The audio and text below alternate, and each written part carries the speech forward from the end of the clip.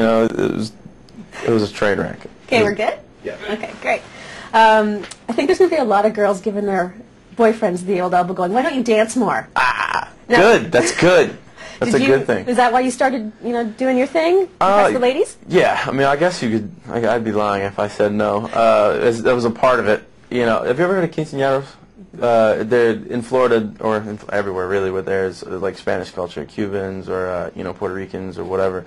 They have these things that are like sweet 15th birthday parties. They have these big elaborate dances and stuff, and you have one every weekend in Florida because there's a huge Spanish population. And going and doing those every weekend, you get the moms dragging the gringo out on the dance floor and and making them dance, and the abuelas come out and.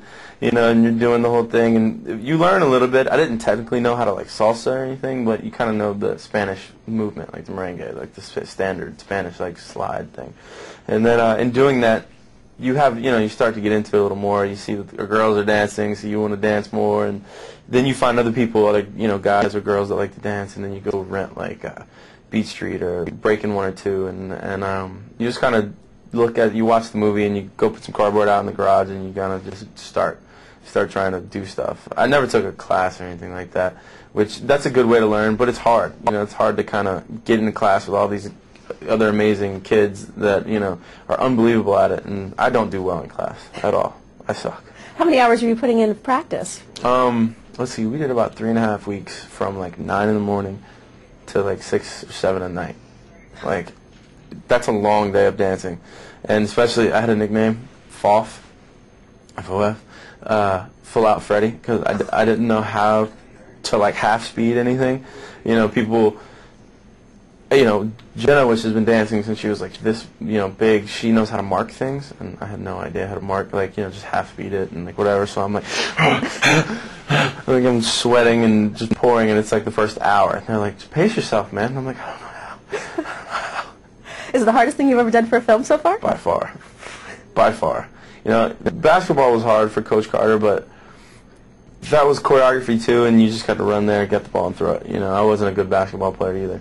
But this by far was the most challenging thing. As far as like physically and mentally, that to learn choreography was something new for me. I didn't know how to count music before this movie.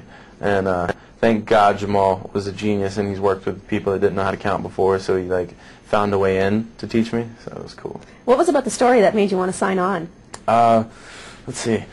When I read it, it was kind of like just me on the page. It was me on the page. It was very, very blatant. I'm just not a foster kid. I had, I knew my parents, and that was pretty much the only thing. I didn't steal cars or anything, not all the time, but anyways, I don't know.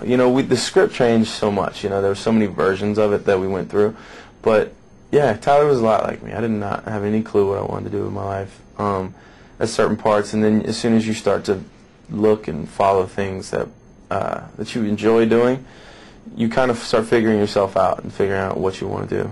I thought you and Jenna I thought the characters had real chemistry on screen. And that must be so important for a dance movie because it's so intimate. For sure.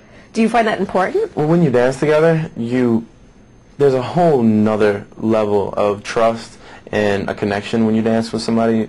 When you dance with someone, you're touching them constantly, for the most part, and they have to trust you emphatically. I don't know if that's the right word, but it sounded like it fit there. But you kind of, and you're very intimate, you're very close, in each other's face, and you obviously, she's just like my little sister. Like, she's so dear to me that it's crazy. And we hung out all the time. Like, we went to dinner, Ann and I and her, and it was just kind of one of those things that just happened automatically.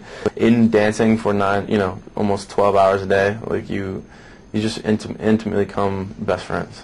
Instantly, Your career is just speeding up. Now, we'll see you next in A Guide to Recognizing Your Saints. What's that about?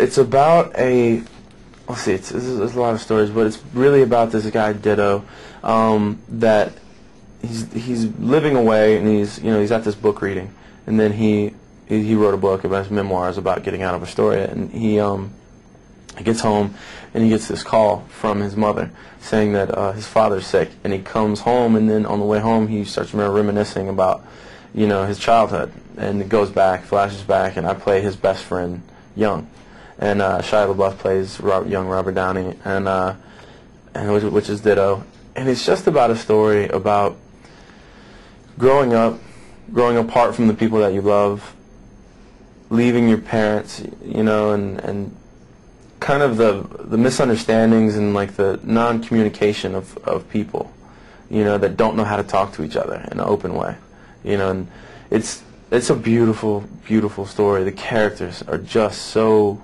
beautiful. Big hit at Sundance. They did all right. You know, we won a couple things, so it was cool. We were excited. That was one of the best experiences of my life. And hopefully Toronto Film Fest. I hope. Please. I hope it goes. Now, did you ever imagine your career taking off like this? I had never imagined this career, much less it taking off like this. I didn't have like I gotta be an actor like thing. I always watched movies, but I never really thought that it was, I don't know, feasible to be in them. You know, it just didn't make sense. You know, a lot of my friends, you know, like, I'm gonna be an actor, and they had no idea how to get into the business, and I didn't know either. And then I started modeling, and then by happenstance, I got a commercial, and then that got some heat. So I was like, maybe I should try to take an acting class. So I took a workshop, and I have not been able to stop. I have not been able to like stop watching movies and reading and go. I don't really go to class anymore, but I go to like a private coach, you know, and that seems to work better for me. And I just can't do anything other than it. So absolutely not. Do you have a wish list for the future, like people you'd love to work with, or a project that you'd love to do? For sure. I want to do something in history next. That's like, I want to do like a historical story. For some reason, I can't put history books down now. But as far as people, probably Morgan Freeman. You know, all the greats right before they really stopped doing, you know, movies. You know, and I'm pretty sure they'll do movies off and on if they find a story that they love. You know, and I would just love to find out about them and just jump on them, no matter what it is, just because I would love to work with them before they, you know, stop doing movies. That's great. Robert Redford, you know, God, everyone. You know, Paul Newman. You should call. Yeah, just be like, hey, you don't know me, I'm nobody, but, you know, I got this script over here. That's great. Congratulations. Thank you so much. Thank you so much. Thank you.